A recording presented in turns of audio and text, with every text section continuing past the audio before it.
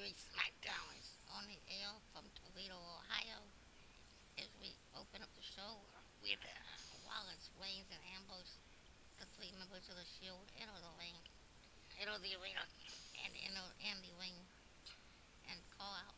First, they they make a point to recognize the fact that, or at least Dean Ambrose makes a point to point out the fact that Roman Reigns eliminated nearly half the field in the uh, Royal Rumble, setting a new record of 13 eliminations uh, in the 30-man Royal Rumble match on Sunday.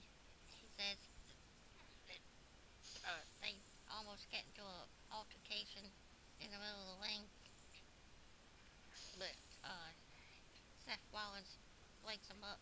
It becomes the voice of reason. Seth Rollins becomes the voice of reason and separates Ambrose and Reigns and gets them focused back on the true enemy at the moment, and that is Bray Wyatt, uh, Eric Rowan, and Harper, the three members of the Wyatt family who cost the Shield the opportunity to go into the Elimination Chamber by causing a disqualification during Monday Night Raw's main event.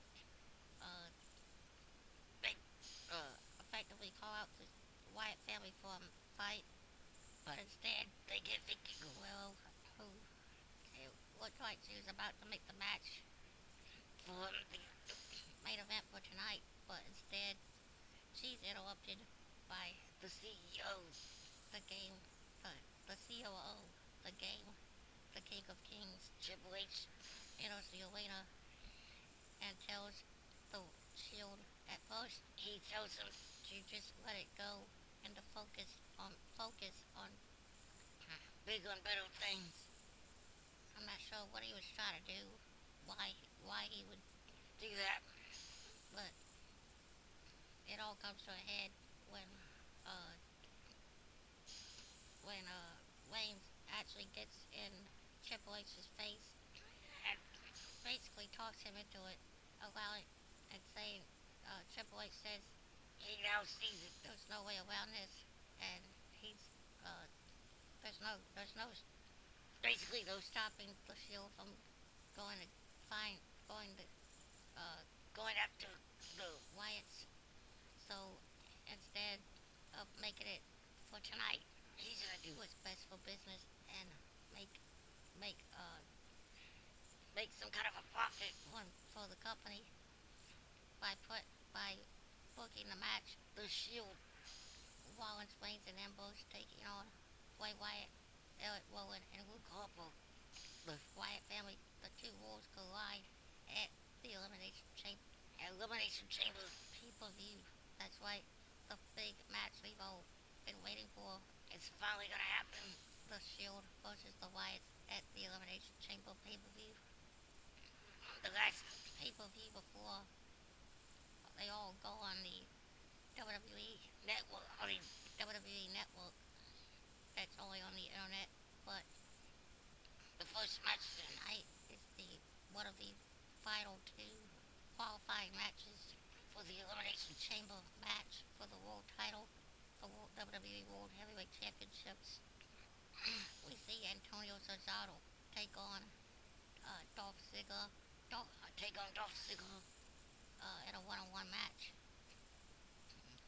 Pretty good back and forth match that went a couple minutes, but it all came down to uh,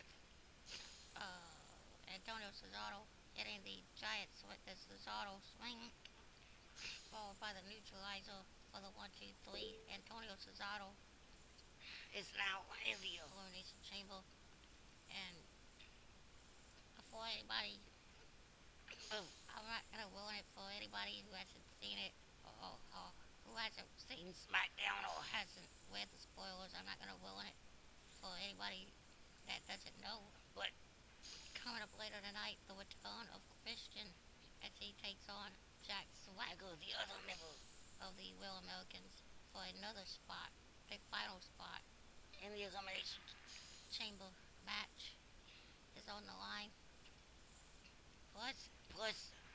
The Shield gets some practice, gets a war, gets a the Shield gets a warm up match, I guess we could say, for they're going into the big main event match at Elimination Chamber against the Wyatts. The Shield take on uh, Daniel Bryan, uh, Rey Mysterio, and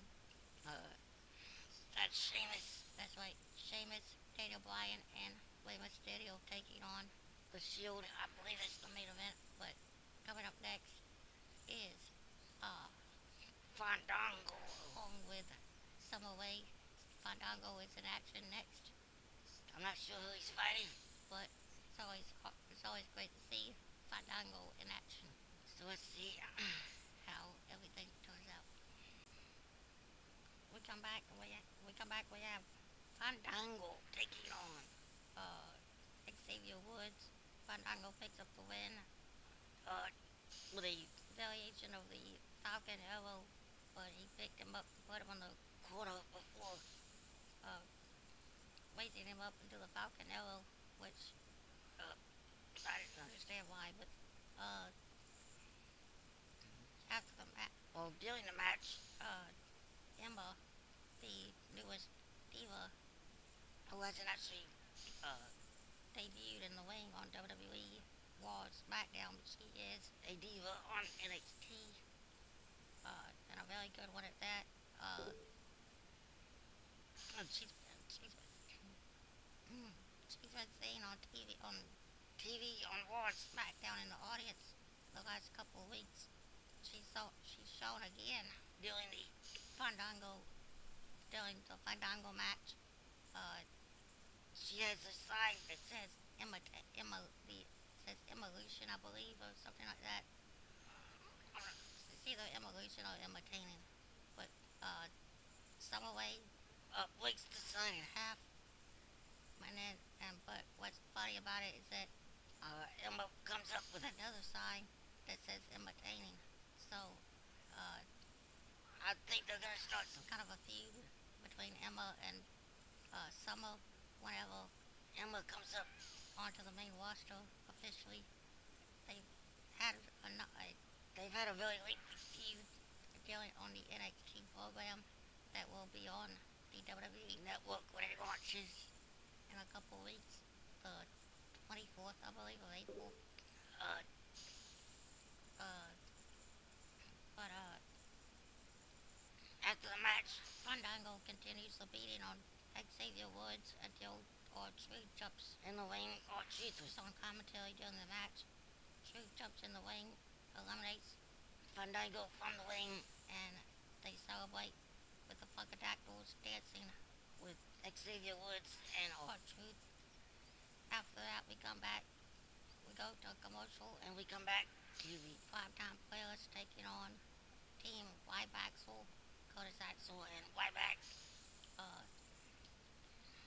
Curtis Axel picks up the win for his team by hitting a spinning cutter, or I think they call it the Magilla cutter, on Darren Young, who looks like he got a busted lip from that maneuver.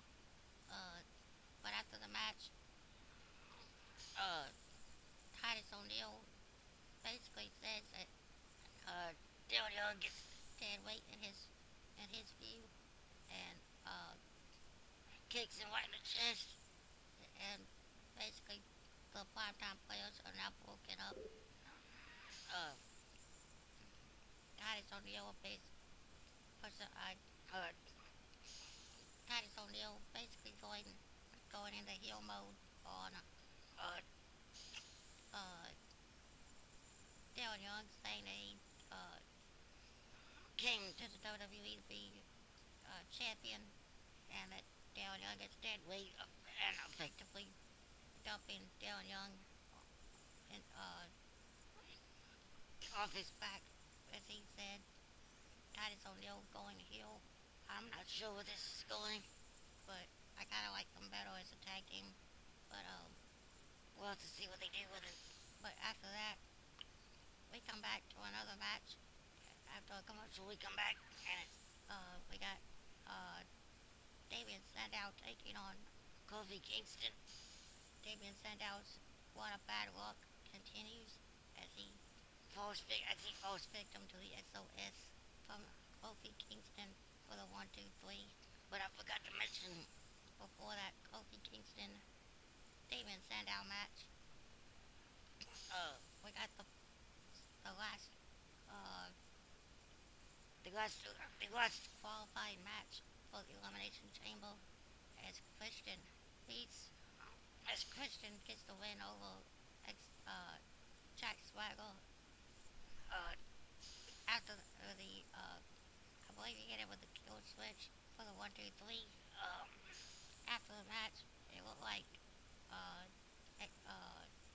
it looked like Zeb Coulter was upset, and I think they're gonna end up breaking up the Real Americans and having Zeb Coulter only manage Antonio Cesaro going forward, but and have Jack Swagger possibly go face, but I'm not sure how that's gonna work out.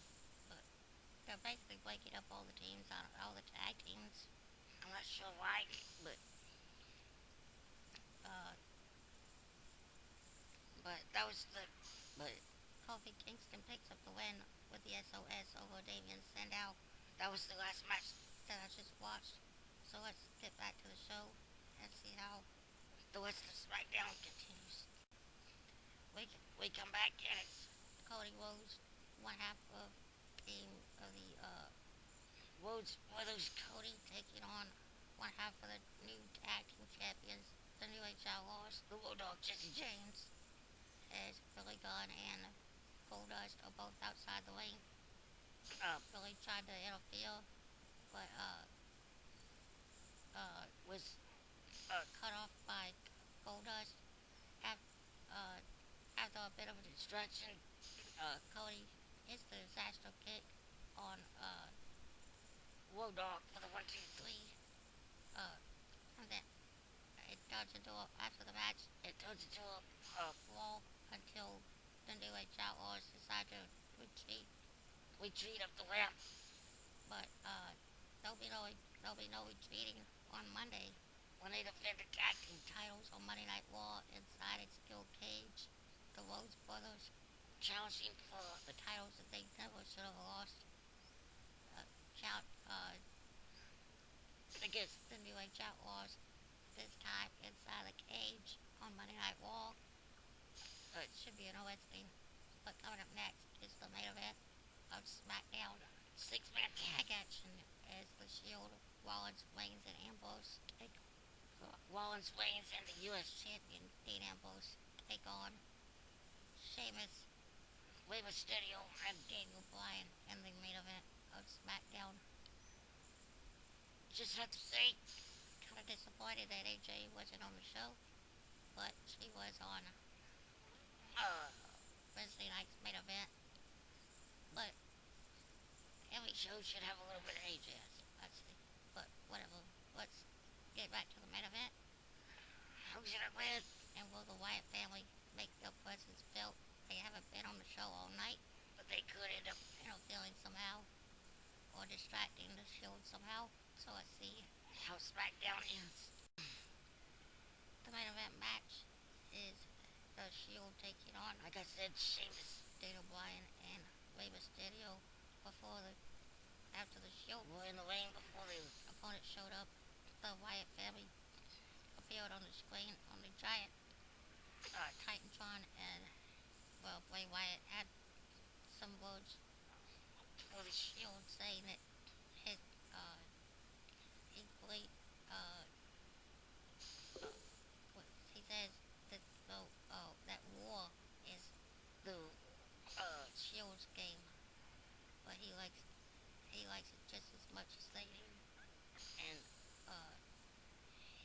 his heart smiles at the idea of their limp hands waving a white flag